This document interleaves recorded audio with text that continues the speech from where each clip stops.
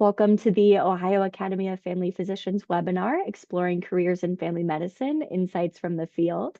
I'm Caitlin Loudeman. I'm the OAFP's Workforce Development Manager from the OAFP, and I appreciate you all joining us tonight.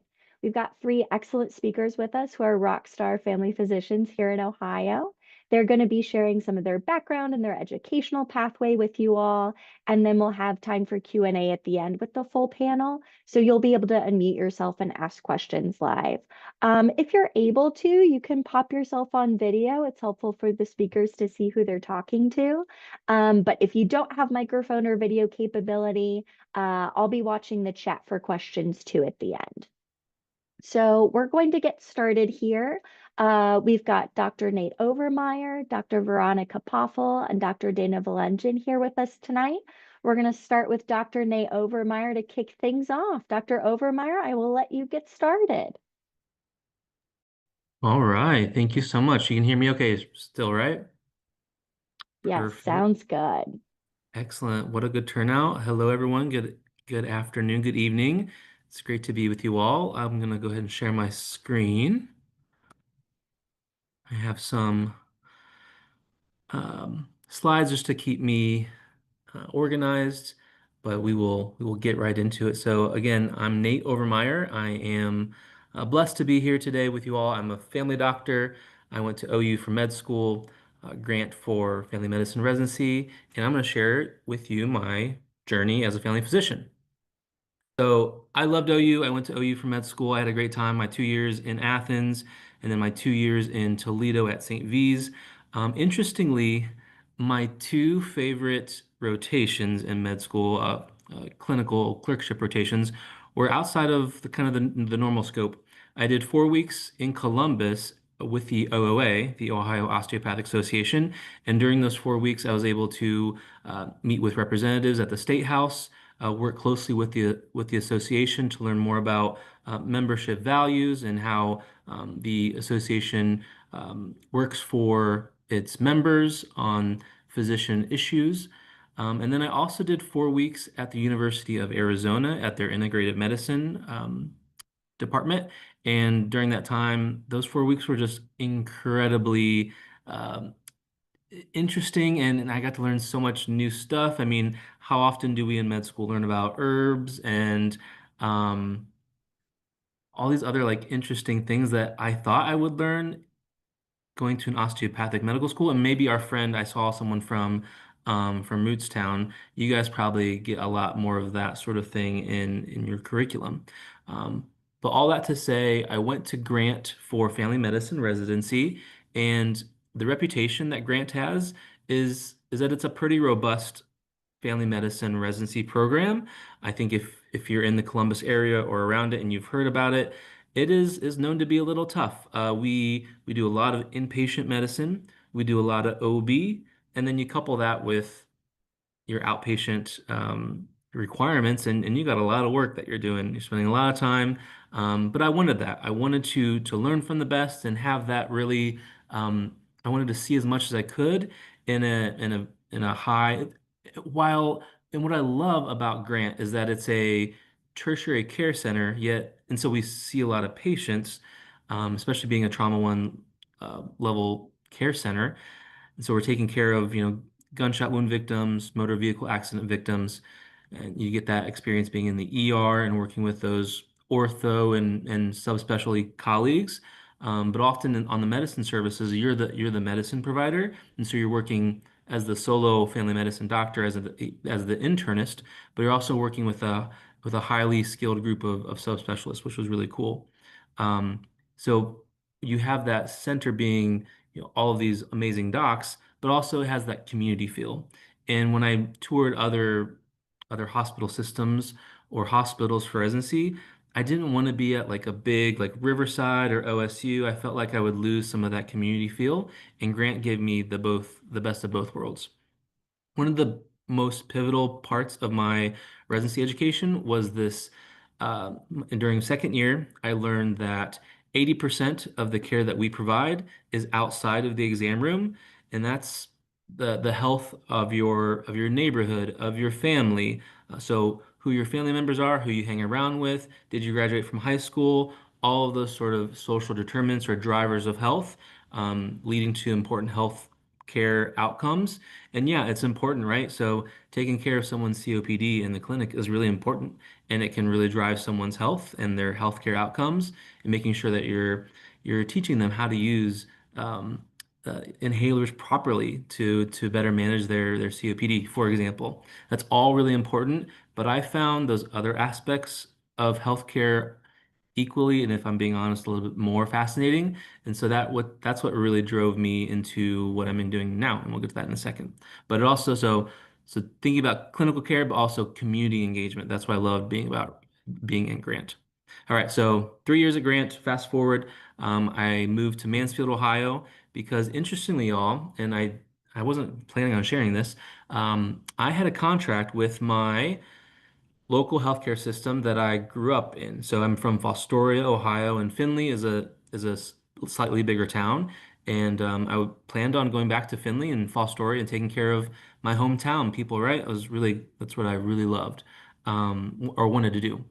And then um, in February of 2019, so right before graduation, I get a call and they say, "Well, Nate, we had talked about you coming and working here, but we just hired two nurse practitioners to fill the slot that we had for you. So being a smaller healthcare system, we don't have any slots for you unless you want to be a part-time doctor. We could do that." And think about that. You've just went through an enormously robust, stressful 3 years of residency, and someone says, "Yeah, we'll hire you for part-time. You'll make 100 grand." No, absolutely not. But it was so frustrating to get that call and to hear, "Yeah, we've hired someone else for the role that you thought that you were going to have here with us."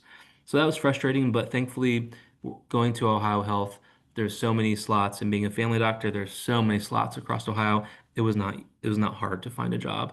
And I wanted that rural medicine sort of feel, so I ended up in Mansfield practicing full spectrum family medicine without OB, because you do have to make a decision. And I love OB, right? I delivered 80 babies during residency, is one of my most favorite aspects of family medicine residency. You have to make a choice. Do you want to deliver babies, or do you want to be the team doctor for the football team on a Friday night? Because you can't do both. Because you have to be there on Friday night football, or you have to be available to see your pregnant patients. And so I don't know if I made a mistake in doing this, but I chose the team doctor approach. So I love sports medicine. I love working with athletes, doing knee injections, shoulder injections, all that fun stuff. So I chose that aspect. So I did full spectrum without the OB component, but learned a lot working in rural America. This is the time of a certain president during that time, and being in rural Richland County, I had to deal with a lot of stigma against certain things and health equity things and access. And it was just an interesting time. And so, graduating 19, starting to work in Mansfield 19, and then something happened in 2020, right? That all had a huge impact on my career.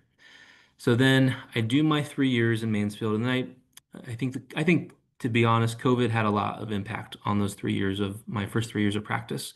So then I transitioned back to Columbus. I moved back to Columbus because I had a partner at the time who lived here and wanted to be closer to them. I transitioned to urgent care, because not because I wanted to. I wanted to find a practice where I could practice, family medicine, like continue to see my continuity of patients. But my kicker was my thing was I needed an OMM table because I'm really good at OMT. And one of like the thing I told Ohio Health was I need a big enough room to have one OMT table. And I interviewed at a few different practices, and none of that happened. So I just transitioned to urgent care thinking, okay, I can do this for a while, maybe less than a year, while I figure out my continuity of patient practice. I find that practice. But that never really happened because I got an opportunity to teach at OUHCOM Dublin. So I'm an assistant professor there.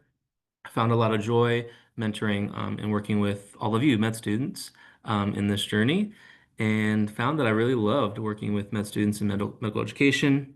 And then something awesome happened to me in 2022. I got appointed Franklin County Coroner and was reelected in 2024. How I got appointed, I still don't understand. But I think it has a lot to do with my advocacy, really wanting to work at the State House and working for my community, right? Not just that patient room, that clinic room, but for a neighborhood, a population of folks. I did lose my aunt to suicide. I lost my cousin to an overdose, and it just so happens that as the coroner, you work with a lot of families and individuals that come through our office who are victims of gun violence, whether it's homicide or suicide, overdoses. And so I feel like I have a lot of compassion in that space, and I've made that known throughout my journey. And I think I talked to the right people, I knew the right people at the right time, and got that appointment. And it's really when I talk about thinking about transparency in healthcare, data-driven decision making, and dignity for families. It's been a really interesting and exciting journey for me personally. But more recently, I got promoted to the chair of family medicine at OUHCOM Dublin, transitioned from urgent care to more graduate medical education at Doctors. So working with residents, doing precepting in this really cool clinic at Doctors. I just got home a little bit ago, a 10 to 6 shift, working at the Continuity Care Clinic. It's a community clinic where I see 2 patients an hour, which is unheard of. It's unreal. I get to spend a lot of time because it's the most underserved populations on the west side usually. And so 2 patients an hour, they're very sick. They usually have a lot of comorbidities, and I get to really understand their root causes and get them connected with the right services. A lot, again, focusing on social determinants of health. These are people that don't have homes. They have food insecurity. They're financially strained. They're stressed out. So it's focusing on those sort of things and also doing all the medical things. It's really cool. It really warms my heart and fills my bucket.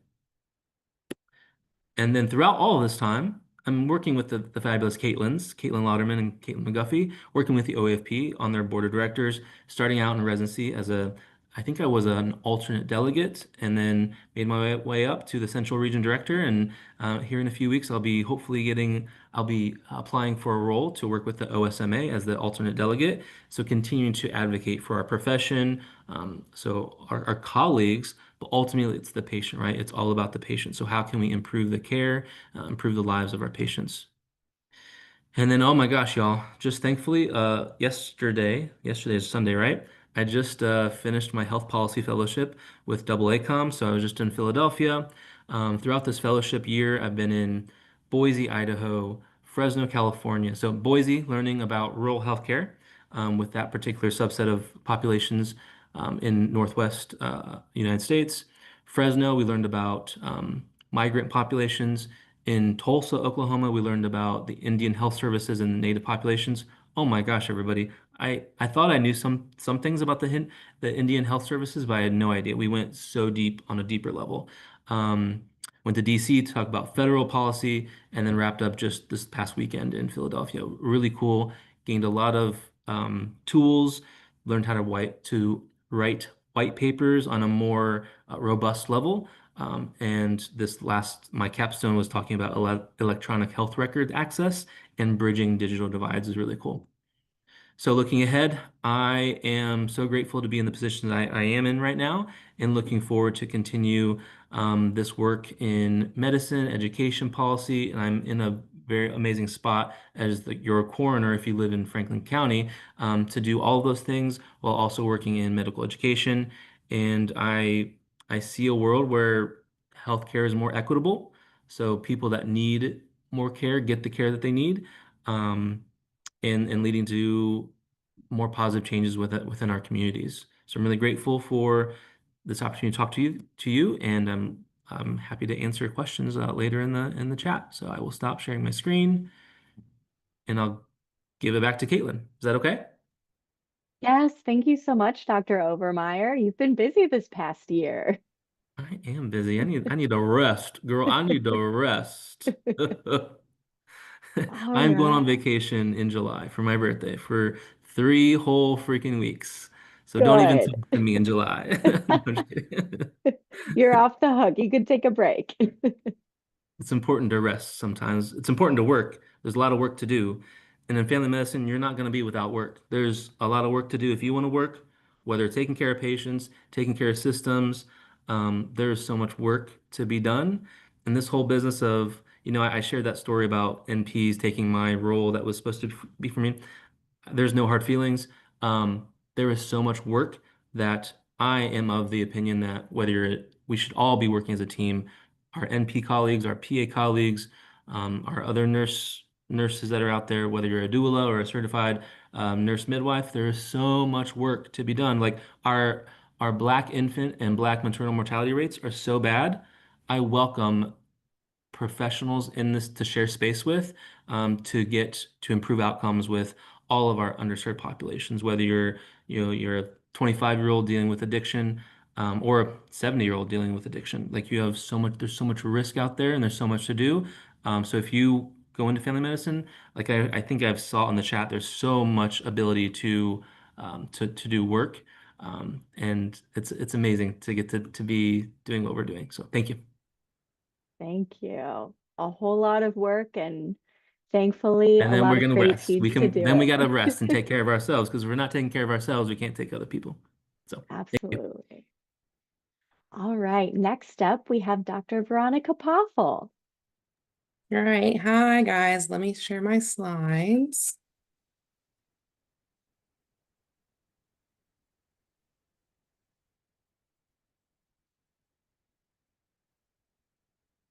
Okay. Does that look good, Caitlin? Yes, looks great. Awesome. All right. So I'm Veronica Poffel. I did get married and I did finally change my name about a year later. So it's Morton now at the end. And I am an outpatient family medicine attending. I am located in Circleville, Ohio. It's about 30 minutes south of Columbus, and I do live in Grove City, so I do commute about 30 minutes one way. So I have shameless plug all these pictures that I've taken over the years. It's just pictures of me. So why family medicine? I guess, I grew up all over the place. My mom was in the Army and the Navy. We lived in Newcomerstown, which is like a small town about 2 hours east of Columbus. It's in Amish country, Tuscarawas County. My grandfather bought land there, and so my mom wanted to live there. I knew around age 12 that I was going to be a doctor. I didn't know what kind of doctor. I did start out pediatrician. My grandmother had type 2 diabetes, and she had to do peritoneal dialysis at home. And so I would help manage her supplies. She was in like a 1-bedroom apartment in Baltimore. And she had these huge boxes of peritoneal dialysis fluid. And so I would help her kind of lift those and get them on the warmer. And so I started really early. So that experience kind of in the rural area where people do not trust the doctor. They don't go to the doctor. They don't want medicine. I'm like, why did you come here to talk to me today if you don't want my medicine, right? And I loved every specialty. I was like, I could see myself doing that. I could do OB, I could do neuro, I could do endocrinology. I like pediatrics, so and OB as well. I know Nate talked about deliveries. That was one of my favorite things as well. So my undergraduate education, I only applied to 3 schools out of high school, and 2 of them are Emory. So I was going to Emory or Kent State. I got into Oxford College of Emory University, automatically matriculated to the main campus, but I couldn't finish my last year because I didn't have enough money for school. So I moved back and did go to the branch campus in Tuscarawas County for Kent. And then I went to the main campus to finish my degree in biology. I applied to medicine that fall. And so while I was waiting to hear back, I just took some extra classes. I only needed 5 or 6 classes to get a chemistry degree. So I just took a couple extra classes, ended up not getting into medical school. So I took the MCAT again, and pumped up my resume. I worked with developmentally delayed adults, one of my favorite jobs. If I could make the same money doing this as doing that, it's great. And I do a lot of that care in my practice as well. I did end up going back since I didn't get in and got my chemistry degree, and worked as a chemist while I was interviewing. That was my backup plan. I was in Akron at Emerald Performance Materials, I believe. It was a long time ago. But I got into med school in January, so I had to put my notice in that I was leaving in August. Got into the University of Cincinnati College of Medicine. I saw some people in the chat going there. I was the first year, it was 2011, the first year for the new curriculum where they took all the syllabi away.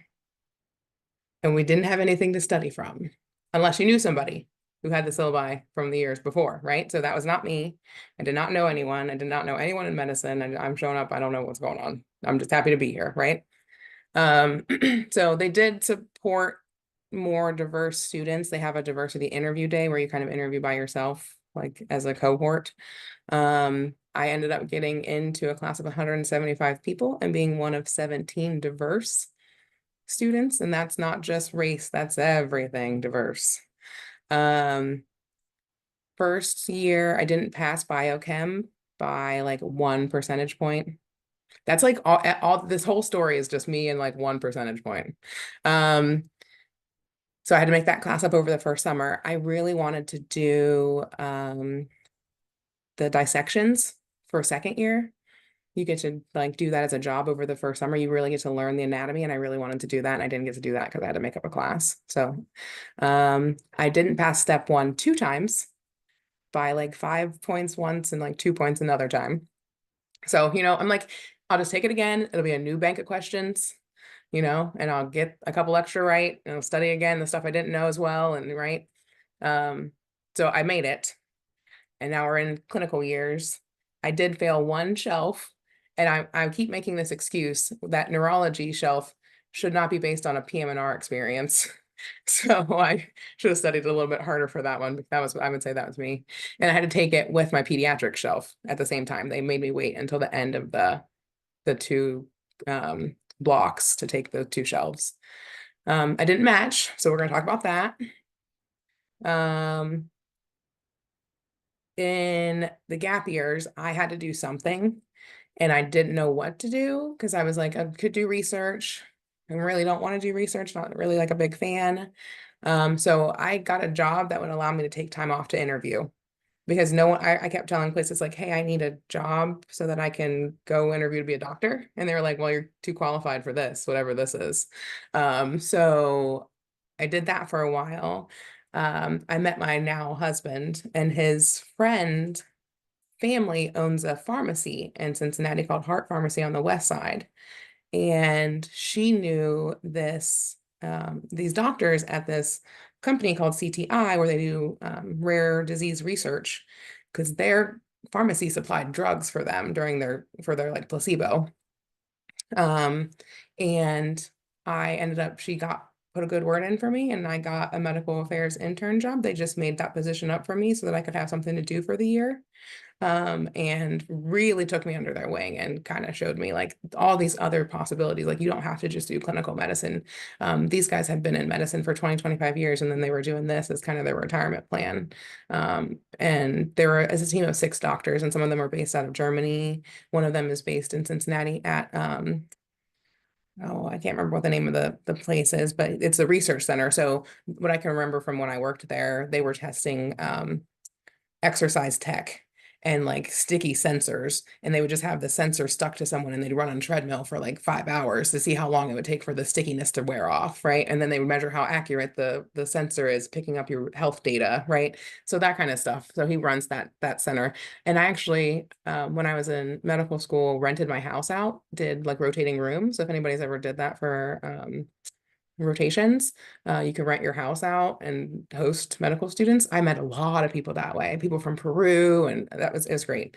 But I had a guy stay at my house because he wanted to be a test subject. He just rented my house. I had like an Airbnb, and he's like, yeah, I just travel around the country, and I just do stuff and donate blood and doing just like, yeah, that was what he was doing with his life. But I really loved that experience, even though, you know, you would think that's super traumatic. You didn't match, and you're just kind of floating out there. I really kind of use that as more of a, what else can I do with this degree? Try to figure out something. So I have my little match screenshot there. I did finally match on the 3rd time. We'll talk about where I went. It is kind of a 180 from Nate's program. But I didn't have a whole bunch of money to interview about a lot of places, and I did change my rank list at the last second. They tell you not to do that. I did it for a boy. We're married now. We've been together 9 years. I don't know. It worked, I think. So I did get into residency in Dublin Methodist. I did see someone else in the chat was at Dublin or near Dublin or from Dublin. So first class of this residency. You see a trend here, right? Like I'm the first, I'm just trailblazing, right? So I think it was 6 of us there. One person's not in the picture because he had a baby at FMX there. So he didn't come, but that's a good excuse. We they told us you get to make this what you want. So kind of make it what you want, and we'll then get other people to join us. So I like that. Inpatient team, all ladies. You get to have 1 senior, 2 interns, and then you're with the attending at Dublin. So you're kind of like a small group for internal med. You don't do a whole lot of internal med. I can't remember what they do now because I think they've changed it a couple of times for requirements, but we only had like a couple blocks of internal medicine. We had outpatient medicine every single day. Didn't matter what rotation you were on, you had a clinic day every day because they're training outpatient physicians. You're not going to be doing deliveries. You're not going to be doing tubes and lines and all those things. So I have not done a line or a tube. I've only observed. I think I started out on my OB rotation. We had a lot of elective time built in, so you could kind of like tailor it to what you wanted. Our program director was a DO, and one of the core faculty was also a DO and sports medicine focus. So we got a lot of that. We got point of care ultrasound. We had in all the injections. We did a lot of procedures, toenails, biopsies, you name it, we did it. And then you see on the other side there, I'm getting some OMT. So they were teaching us just shotgun techniques because a lot of us were not DOs. So we are not allowed to call it OMT. We don't do OMT, we do manual therapy. And I learned like enough that I still practice it today. I know that I'm going to tell Nate I got a table. I'm sorry. Me and Seth Yates got tables in our offices. We really pushed for it, and they're expensive. So they really didn't want to give them to us, but we couldn't do OMT on the tables that we had. And then in residency, I also got really involved with Ohio Physician Diversity Scholars Program. I was like an alternate mentor to a student who didn't get into the program but still wanted the mentorship. And we did this on the other side is African American, male wellness walk. It's not called that anymore. But we would get together and volunteer. They have boot camps. So we just did like an M3 boot camp to talk about, thank you, to talk about clinical years and what to expect and how to get honors and all of those things. So we just did like a Sunday at one of the doctor's houses, and we had like charcuterie and drinks and just kind of talked about how to succeed. There's me kind of first day of attending life, right? I'm going on year 5 in August. I work in an office with 2 internal medicine doctors, 1 MD, 1 DO. The rest of us are family med and see kids. 2 NPs, 1 PA, she's brand new, just out of school, just started. Took over for an NP who'd been there 15 years and retired. And then 1 DO, that's Seth Yates. He went to OUH-COM as well and Dublin for residency, and now works in Circleville. He's from Circleville. And then me. I have a broad skill set. I do almost everything except for deliver. I'm trying to think if there's anything I don't do. And if there's something I don't do, I have a lot of specialists to refer out to, but I don't have any endocrinologist. I don't have any GI. So I'm doing most of that stuff myself. My patients don't want to drive to Columbus for care. They'd rather stay local. They'll go to Lancaster or they'll go to Chillicothe, but they don't, and Grove City, but they really don't want to drive into the city. So I'm like, well, go to Grant. And they're like, no. So I really try to encourage them that all of the systems are good. You can go anywhere because they won't go to Mount Carmel either. So and OSU is with Dana, so they will go to OSU. I am still an Ohio Physician Diversity Scholars mentor. My medical student finished her 2nd year, just passed her step, or take her step. I don't know if she's passed. And then she's in her 3rd year. She's starting her rotations. I did do walk with a doc which is you lead like a 10 to 15 minute discussion before you go on a walk with the community. So they didn't have someone, and the community was right down the street in Franklin. So I just signed up and did hypertension just as something to talk about. And then while they asked me questions while we walked around the track a couple times. So, and they're very serious. This is like a walking group, like club. Like you get shoes and shirts and all kinds of stuff. Like they're very serious. And it's all over. They have it at all the metro parks. And then I did sign up to do some leadership courses starting in the fall. My OAFP shout out, I did go to Nickel in 2021 or 22. I think it was 22. I was the minority delegate, and then you can see my little badge there. I've got like every other sticker on there because like I identify with all of those other constituencies. So, and then I am now part of the OAFP DEI Action Network. So Senate Bill 1 passed for exclusions of DEI programs in higher education, and that will severely hurt family medicine and the patients and the people who want to go to school who can't get funding, or this. So we've started an action network. We had one meeting so far, but the OAFP kind of stood up against the AAFP and said we're not going to stand for this, and we're going to make a statement. So that's great. I did interview to be the medical director of Pickaway County Health Department. Ohio Health did not let me do that. So I was not allowed to do that opportunity. I'm very sad about. So that seat's also still not filled. So they're having a really hard time, and I don't know what's going to happen with everything going on now. So future options. So I have always thought about like what all there are the things you can do with, with medicine. So I really have leaned into direct primary care, but I don't know enough about it to say, oh, I'm going to go and do that. I don't know about owning my own business or any of those things, marketing yourself. There's a lot of things that go into that you have that take up a lot of hours. I did think about locums coming out of residency as an option, but then I'm like, it could be a transition. So locums, you just work somewhere for a short period of time. It's like a substitute teacher, you're a substitute doctor. And then you can do that internationally as well. So like Australia, New Zealand, China, there's a bunch of places. And then medical director, obviously, nursing home health department, going abroad. My husband lived in Korea for 8 years, and he's like, oh, we could move back to Korea and you could be a doctor for expats. And I was like, okay, well, I'm not comfortable with that. But and then you could do medical affairs, like the gentleman that I shadowed is Dr. Ehrenstein, Bill Ehrenstein. I don't know if anybody knows him, but that's the guy at CTI. He's got a great like handlebar mustache.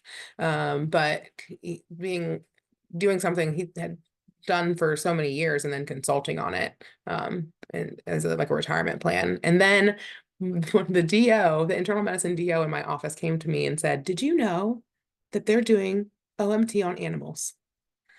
And I said, I didn't, but it makes sense if you're thinking of like show animals, right? Like horses and dogs and all of those things are the ones that do like agility.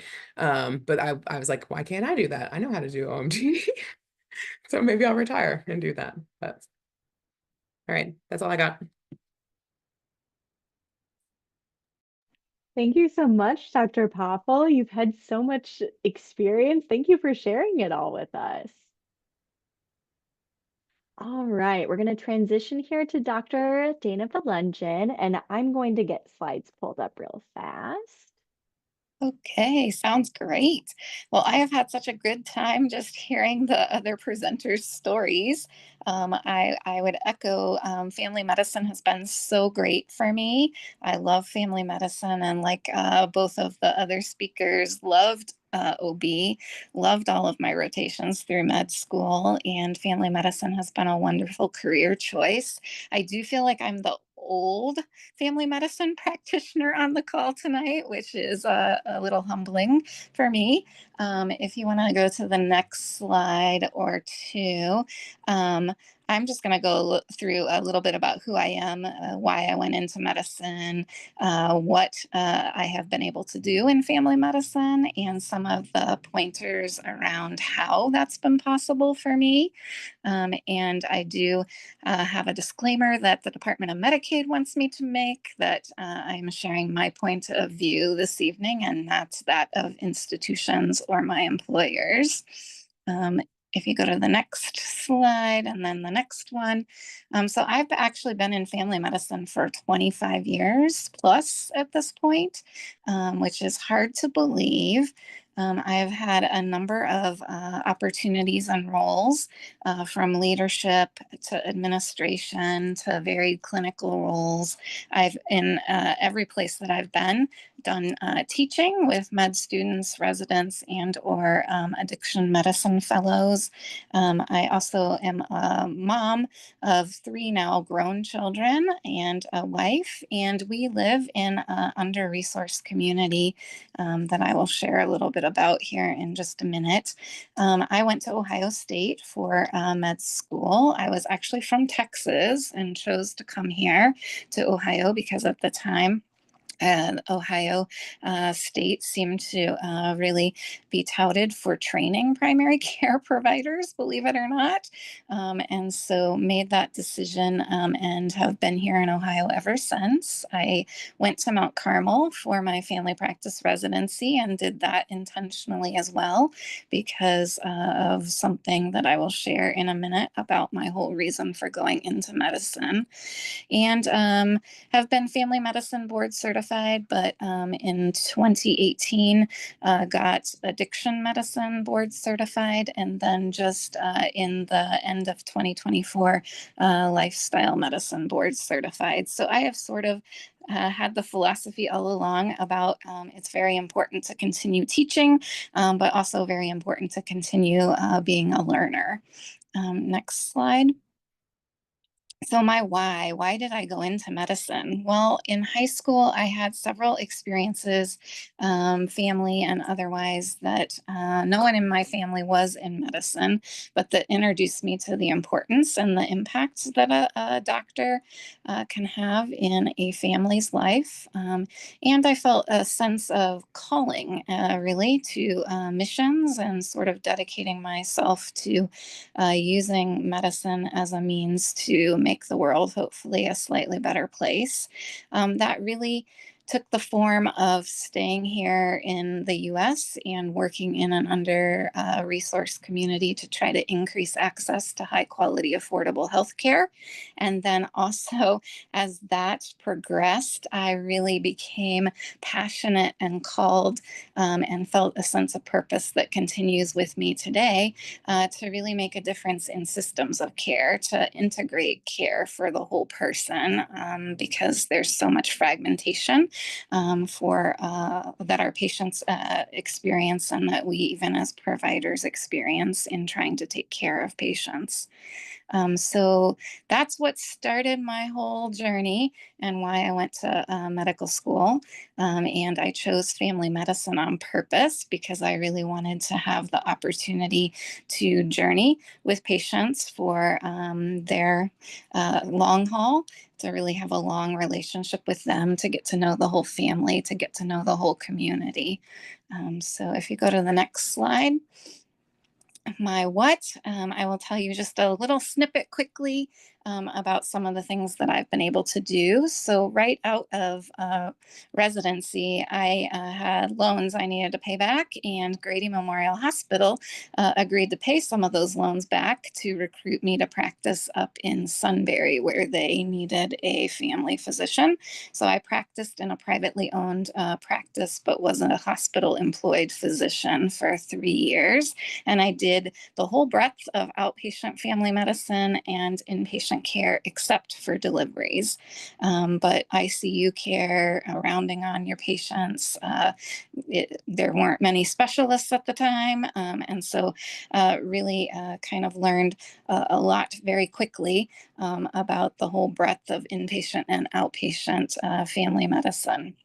And then during my third year there in Sunbury, the community where I had been a resident here in Franklinton lost access to a health center. And I was serving on a compassionate ministry board in the neighborhood. And the neighborhood and that board and myself basically did a whole community assessment and exploration about what the community wanted for healthcare. And that morphed into getting to found and open and run a health center that eventually became a federally qualified health center here in Columbus. And it grew from one tiny little location with 3 employees over 17 years to employing about 160 staff and having 6 locations across Franklin and Union County. And so I did that work as the CEO, and the whole time, even as it grew, I continued to see patients at least a day a week there. And then after about 17 years, left that health center position and went to Mary Haven to help them integrate some medical care and services a little more tightly into some of their detox and residential units, into the substance use disorder care that they were providing.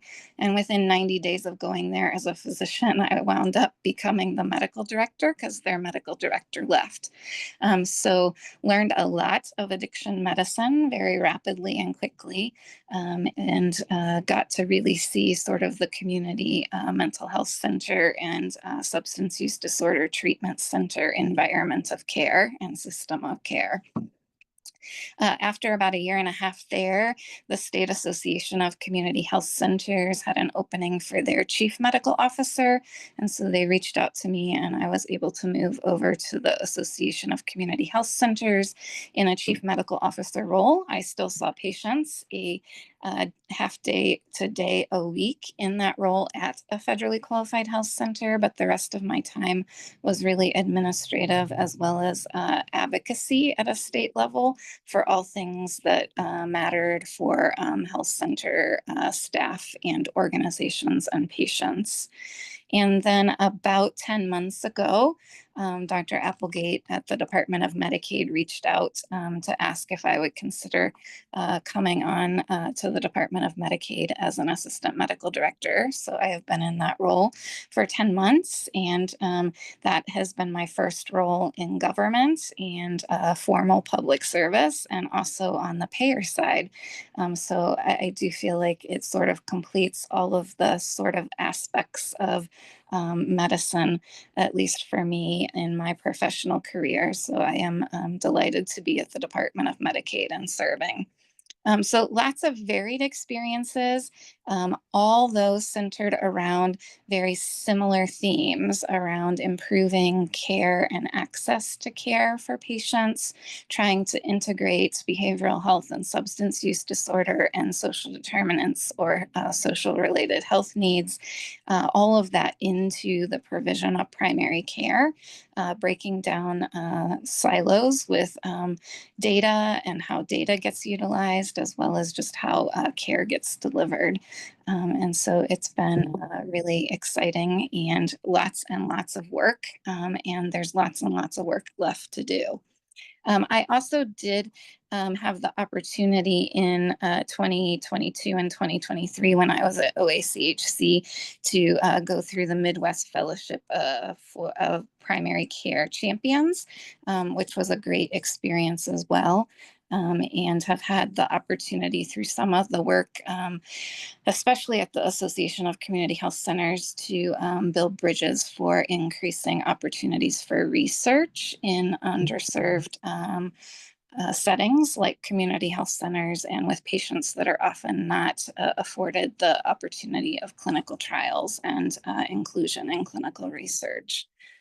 If you go to the next slide, I just want to end with a few of the thoughts as I reflected over things over the last, 25 to 30 plus years in medicine and in family medicine. Like what has been so critical for me has just been having a great support system, family and friends. My faith has been pivotal and important to me. seeking out and taking every advantage for professional and personal development, making sure I have kept and had some good mentors. There have been so many of them across the years. And then not being afraid to take risks. Many of the changes I have made in my positions don't necessarily make sense on paper or make sense financially because they weren't necessarily for better pay or benefits, but the being willing to take some of those risks has really I have not been sorry because they have led to additional professional and personal development and growth and opportunities that I wouldn't have otherwise had to learn about things and maybe make a small contribution to things. I think that is it. So thank you all for listening.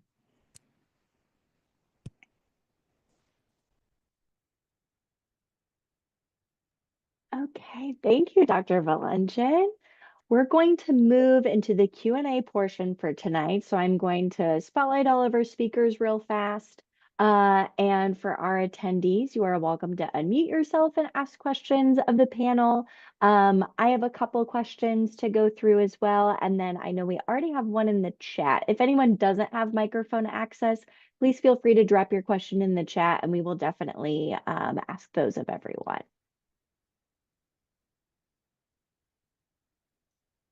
All right, I'm actually probably just going to leave it as is. The first question for our panel, let's see, a question for those working in advocacy and with underserved populations. I understand times can be challenging and change is slow. How do you stay motivated in those circumstances and encourage your patients as well? It's a really good question. I can jump in first if you would like. Perfect. Okay. So I think overall, I try to keep the high ground when I think of advocacy work, because if you get bottled down in some of the politics, the day-to-day sort of back and forth, that can be really really frustrating, right? So when I think of advocacy work, I think of the long-term goals and objectives that I have in keeping the high ground. And I'm thankful right now, especially in the last year, working at a community care clinic at Ohio Health that has a financial advisor, that has a nutritionist, that has, 2 or 3 other ancillary people in the clinic with me, that when we do our social determinants of health screening tool, I have those other folks right there with me. And so that keeps me motivated, like, okay, I'm making some difference because if you don't have, if you're homeless, if you're unhoused, there's nothing more important than getting you shelter, temporary shelter, and then ultimately some permanent place to live and to call home. And the fact that we have someone who like specializes in that, that's really, really important. I just saw someone today who had an intra-abdominal abscess, has been homeless, living in her car. Thankfully, she does have a daughter that she's able to stay with temporarily while she has this drain and some other needs that it's really important that she's not like living in her car, but have someone right there to help her with getting housed is so important. Yeah, and I would just answer that question with it can sometimes get discouraging, right? And you feel like at times like the problem is so big or the system is so big that it does feel like what impact are you having? But if you can step back and keep your perspective, I think small changes do make a difference, and being reminded of that and having others to be able to remind you of that is great. At a patient level, working with patients who are underserved or under-resourced, I think number one, they're the motivating factors, at least for me, because I have been so blessed by so many of them across the years. And similarly, sometimes you can feel like, oh, this issue for them is never going to change and it's not within my power to change it. But if you have worked with them across a span of years, you can at times reflect and see, wow, their situation is so much different, either from a health perspective or a social perspective or whatever, a relational perspective than where it was when I first met them. You really can start to see some of the change, which can then be motivating in the moments when you feel frustrated or feel a little bit of despair.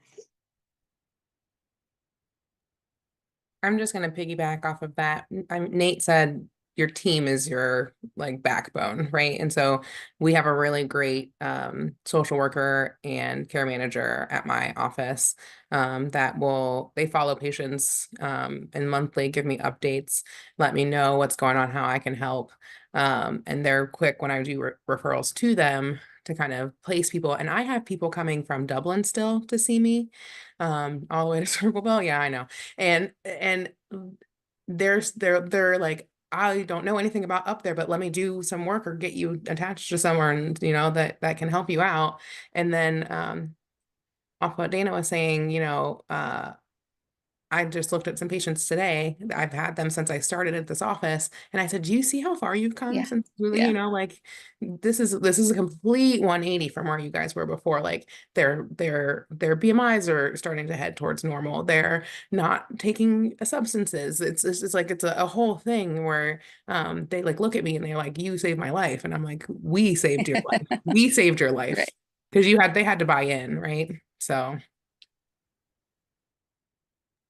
Yeah, it's great to get those patients that, you see them for the first time and their A1C is 13 and, in a few years they're down to they're controlled, and that's what keeps me motivated. Like, okay, I found a way to get buy-in. I am more of a guide and a coach than someone who's telling you what to do, because me telling you to take your insulin and take your metformin, if I don't get your buy-in and some slow sort of work on nutrition and exercise and sleep, all those sort of basic tenets of health. If you're not doing that, if you as the patient, I'm not going to we're not going to have as much success. And it's great to see those success stories. So that's what keeps me motivated. Yeah, I think you have to remember, whether you're talking about advocacy work or you're talking about working with a patient, it's a journey, and that's the great thing about family medicine. We are prepared for the long haul and for the journey with the patient, and it's about that journey and relationship. And sometimes that can be as much medicine as medicine.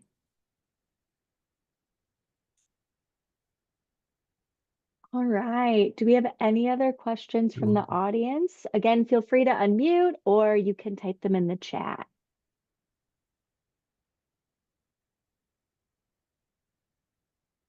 People are still thinking about some. I have a question.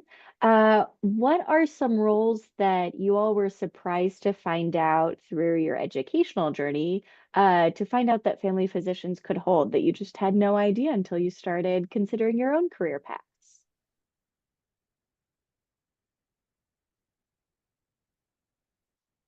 Probably the biggest surprise for me was getting thrown into like figuring out how to create and run a health center. I'm like, I didn't go to med school or residency for this. I like need to go get an MBA real quickly here.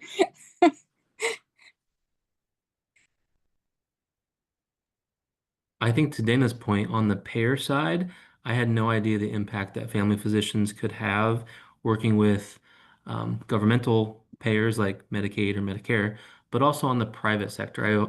I've always felt like, man, if I ever get a job at United Healthcare on the payer side, I'll be going to the dark side, or working at Big Pharma with Eli Lilly, working with somehow in the development of a GLP-1. Like there are family doctors doing that work. And I think that's been surprising to me in my journey, that those sort of positions are available.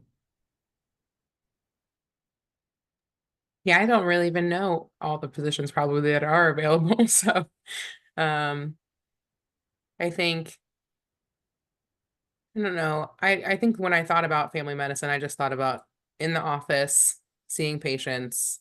That's it, right? Like nothing else. You just see them and go home. There's just so many more things that you can do with it than you even know. So.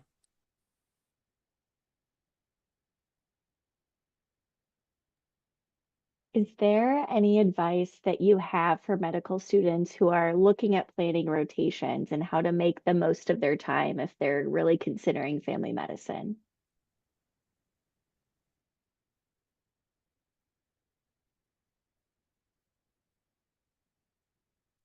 Well, I will shamelessly plug FQHCs. If you have an opportunity to do a rotation, whether it's family medicine or otherwise in an FQHC, I think that that's a great opportunity to not miss.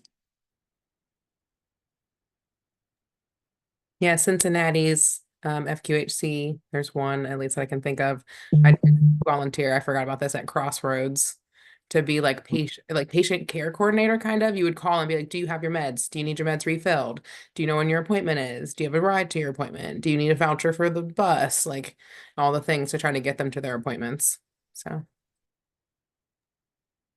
I think it's important to develop a mentorship early on and making sure that you can follow up with that mentor during third and fourth year during your clerkship so that you can really utilize that relationship that you've built with your mentor and have that robust connection and not be afraid to ask those questions that may seem like I don't want to feel dumb or I don't want to like ask, but once you have that relationship with your really awesome mentor, those sort of questions are just going to flow and you're going to learn so much more.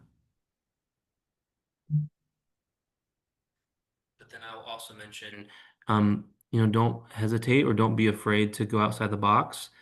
Like I kind of mentioned, I went to the University of Arizona for a rotation in my fourth year. What an eye-opening experience that was.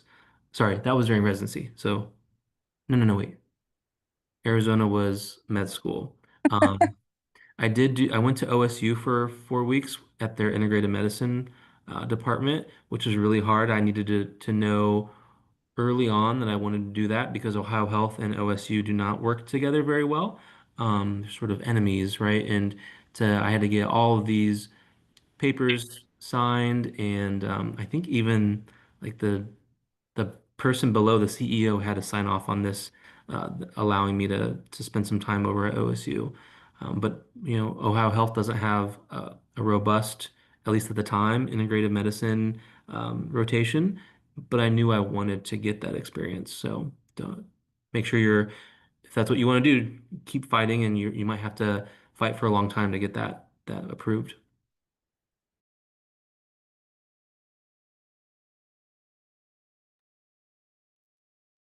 Any other questions from the audience? Well, with that, I'm going to say thank you to our speakers. Thank you so much for joining us this evening. This was really insightful, and I hope everyone's enjoyed it.